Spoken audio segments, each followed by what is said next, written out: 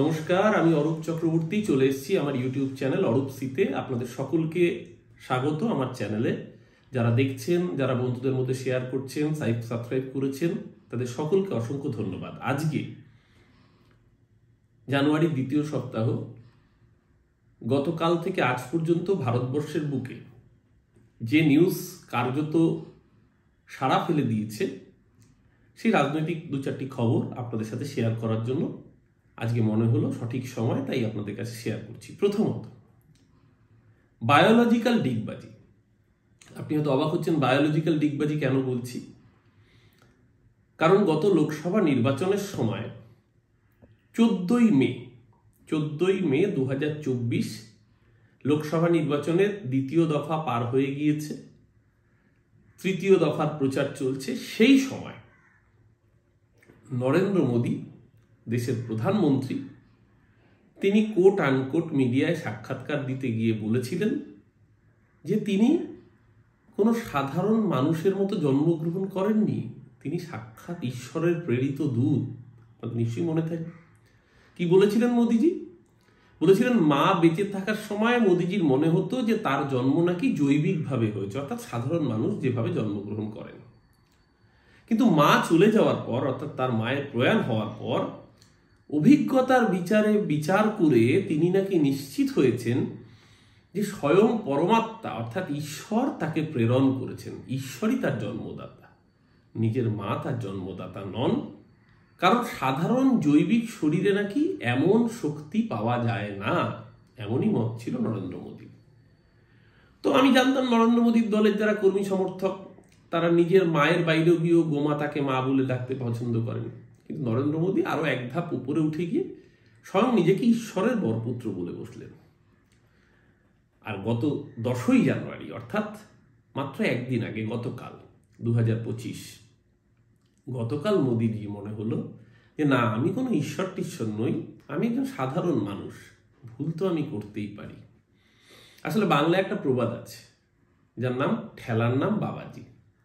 আরো একটা শব্দ আছে যে ঠেলায় না পড়লে বেড়াল গাছে ওঠে না।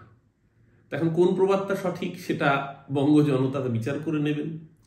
আসলে ঠেলাটা যে আপকিবার 400 পার 240 এসে আটকে গিয়েছে, ঠেলাটা যে দেশের মানুষ বুঝিয়ে দিয়েছে বেকার যুবকের হাতে কাজ নেই, দেশের মানুষের পেটে ভাত নেই, মূল্যবৃদ্ধির জ্বালায় দেশের মানুষ নাজেহাল জর্জরিত, সেটা হারে হারে নরেন্দ্র মোদী উপলব্ধি করতে পেরেছেন।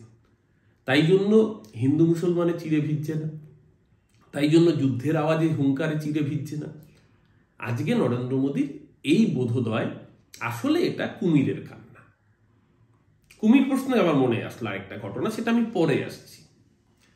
এই নরেন্দ্র মোদী এই ধরনের ভুল বদল আমরা এর আগেও দেখেছি। লোকসভা ভোটের প্রচারে গিয়ে মোদীজি বলেছিলেন যে হিন্দু মহিলাদের মঙ্গলসূত্র কংগ্রেস বা ইন্ডিয়া জোটের দল তারা নাকি সংখ্যালঘু মুসলমানদের উদ্দেশ্যে কুৎসিত গালিগালাজ করে বলেছিলেন যে হিন্দু মহিলাদের মঙ্গলসূত্র নাকি মুসলমানদের হাতে তুলে দিতে চায়। পরে আবার যখন উত্তরপ্রদেশে ভোট ছিল, সেখানে প্রায় 20% কাছাকাছি সংখ্যালঘু মানুষ থাকেন, উত্তরপ্রদেশে গঙ্গার ঘাটে, বেনারসের গঙ্গার ঘাটে দাঁড়িয়ে আবার সাংবাদিকদেরই সম্মেলন করে ইন্টারভিউ দিতে গিয়ে উল্টো কথা বলেছিলেন।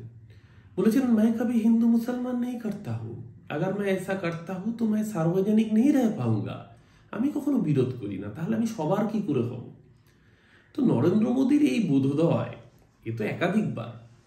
গুজরাট দাঙ্গার সময় নরেন্দ্র মোদী বুক বাজিয়ে বলেছিলেন যে ঢিল ছুড়লে পাটকেল খেতে হবে। পরবর্তীকালে সংবাদ মাধ্যমকে সাক্ষাৎকার দিতে গিয়ে বলেছিলেন পাপি अगर आपके गाड़ी के नीचे कुत्ते का बच्चा भी आ जाता है, সংখ্যালঘুদের কুত্তার বাচ্চা বলে উপমা দিয়ে সম্বোধন করেছিলেন নরেন্দ্র মোদী। সেই নরেন্দ্র মোদী পরবর্তীকালে বলছেন যে मैं हिंदू मुसलमान नहीं करता हूं तो मैं सार्वजनिक नहीं रहूंगा। তো এই ভুল বদল নরেন্দ্র মোদীর বুঝিয়ে দিয়েছে দেশের মানুষ এখনো সংবিধানে আস্থা রাখেন, সাভারকারের উপরে আম্বেদকরই আস্থা রাখেন। কিন্তু এহেন কুমিরের কান্না কেন নরেন্দ্র মোদীজির, সেটা আশা করি আমরা বুঝে গেছি। এবার কুমিরের কান্না থেকে আমার আরেকটা জিনিস মনে পড়লো, সেটা হচ্ছে কুমির। মিরাক্কেল একটা গল্প আসতো, সবেতেই কুমির আসতো। তো এখানে নতুন কুমির, এখানে গল্পের মূল কেন্দ্রবিন্দু হচ্ছে 3টে কুমির। এই 3টে কুমির হঠাৎ পাওয়া গেল। কোথায় পাওয়া গেল জানেন? মধ্যপ্রদেশ ডাবল ইঞ্জিনের বিজেপি সরকার, এই বিজেপি সরকারে ভোপালের প্রাক্তন বিধায়ক হরবংশ সিং রাঠোর, যার বাবা হররাম সিং রাঠোর এক সময় বিজেপি সরকারের মন্ত্রী ছিলেন। হরবংশ সিং রাঠোরের বাড়ি থেকে 10 কেজির কাছাকাছি সোনা, কয়েক কোটি টাকা লিকুইড ক্যাশ এবং 155 কোটি টাকা কর ফাঁকির অভিযোগ, 1 কোটি 2 কোটি নয়, ঠিক শুনছেন। হরবংশ সিং রাঠোর এবং আরেকজন প্রাক্তন কাউন্সিলর রাজেশ কেশওয়ানি, তাদের দুজনে মিলে তারা ফ্রড করেছেন, ইনকাম ট্যাক্স ফাঁকি দিয়েছেন 155 কোটি টাকা। যারা পার্থ চ্যাটার্জির বান্ধবীর বাড়ির খাটের তলায় টাকা পাওয়া নিয়ে কথা বলেছিলেন যে বিজেপি নেতারা 50 কোটি টাকা পাওয়া গেছিল, অত্যন্ত অন্যায় নিন্দনীয় ঘটনা, সেই বিজেপি নেতারা এবার কি বলবেন? মাত্র 155 কোটি টাকা দুর্নীতি করেছেন হরবংশ সিং রাঠোর, প্রাক্তন বিধায়ক আপনাদের। তো এই অবধি একরকম ছিল, কিন্তু হরবংশের বাড়ির ভেতর থেকে পাওয়া গেছে নাকি 3টে কুমির, জলজ্জন্ত তাগড়াই হৃষ্টপুষ্ট কুমির, তার বাড়িতে পোষা চৌবাচ্চায় সেই 3টে কুমিরকে পোষা হতো।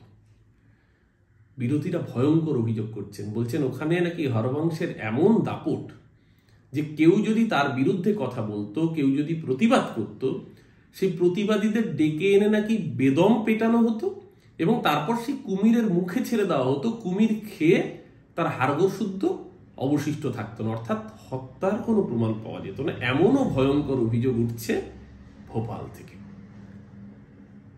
এই ধরনের চাঞ্চল্যকর খবরের মাঝখানে একটা হাস্যরসের খবর। হাস্যরস এই কারণেই বলছি, কারণ দেখুন, শূন্য নিয়ে আলোচনার কার্যত কোনো অর্থ হয় না। এর মধ্যেও গতকাল একটি হাস্যরসেরই খবর। শ্রী পিভি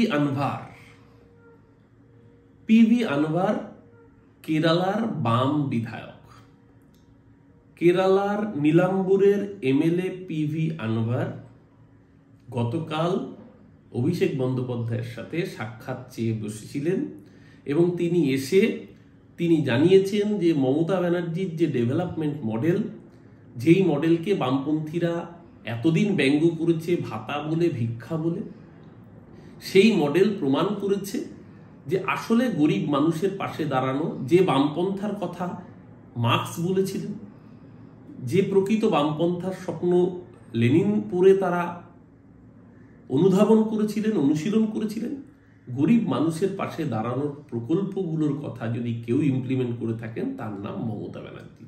সে কন্যাশ্রী থেকে শুরু করে, রূপশ্রী থেকে শুরু করে, লক্ষ্মীর ভাণ্ডার থেকে স্বাস্থ্যসাথী, এই মডেলগুলো তাদেরকে আকৃষ্ট করেছে।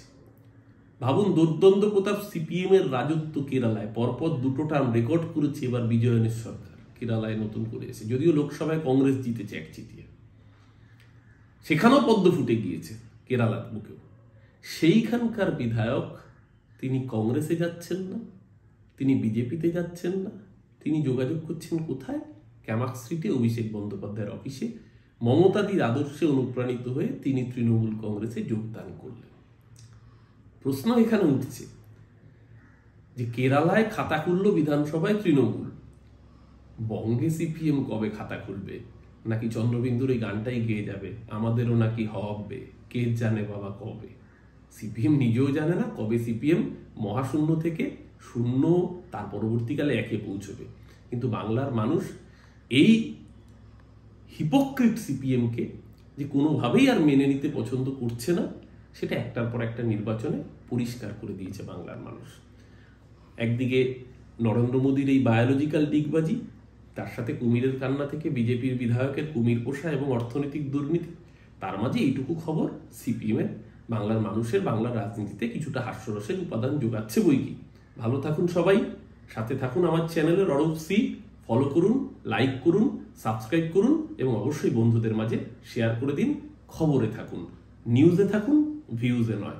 ভালো থাকবেন সবাই, সবাইকে অনেক শুভেচ্ছা, নমস্কার, ধন্যবাদ।